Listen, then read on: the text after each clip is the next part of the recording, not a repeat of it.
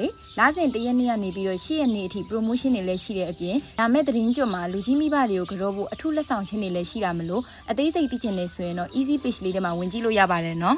အမဒီဘုံမှာရေးထားလေတာရှိကနာသူစီကလောကမပါဝင်ပါနဲ့အဲ့ဒါဒီစုတူဘူးတဲ့ကိုမတိုးအောင်ဘယ်လိုလုပ်လဲမသိဘူးနော်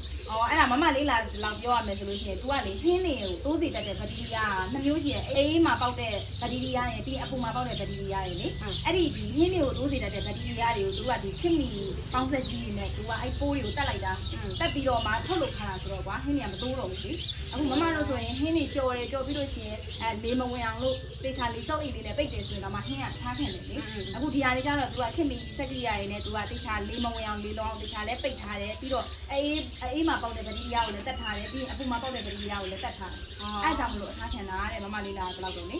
ဟုတ်တော့တယ်အဲ့ဒါဒ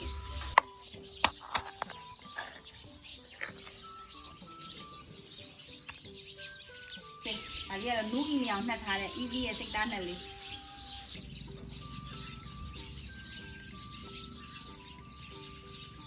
ကဲဒါကတော့ easy ရဲ့ဒငင်းကြီးငပိချက်ကလေး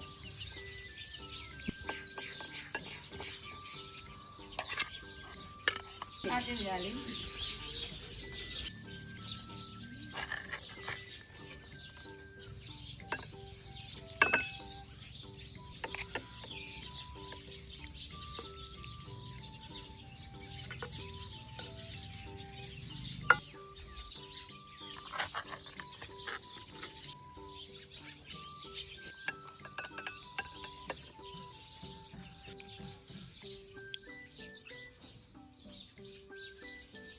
ငပိရေချိုလေးဆိုပြည့်နှစ်နေရပဲ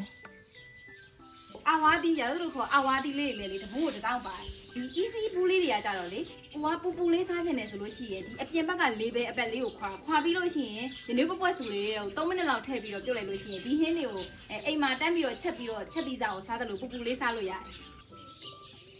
ကိုဒီနေ့သမင်းစားခြင်းမစားဟောဘာဟဲ့မှချက်ဘူး။အောင်ပါခိုင်းရမသိဘူးမှနေလား။သိသားနှစ်ကောငပိအနာမွေးလို့ မလေးထားမျိုးကြတတ်တယ်အစ်စီဘူးတဲ့ဆောင်းထားလို့တော်သေးတာပေါ့ကျောက်ကဧည့်သည်လာမှကျွေးဖို့လို့လက်စိတ်တော့သွားစား အေးပါအေးပါ။ဒီကငလူကြီးသိသားနှစ်ကလေးနဲ့သမင်းစားလိုက်ပါဦးမယ်။အားလုံးလည်းသမင်းစားကိုဖိတ်တော်ပါလေနော်။ ဒါအဖေတို့မနက်ကခူလာတဲ့ကလားမျက်စိတို့စရာရဲ့ပြီးတော့ကြတော့ကစွန်းရိုးနီတို့စရာရဲ့စိတ်ဓာတ် easy စိတ်ဓာတ်နဲ့လေ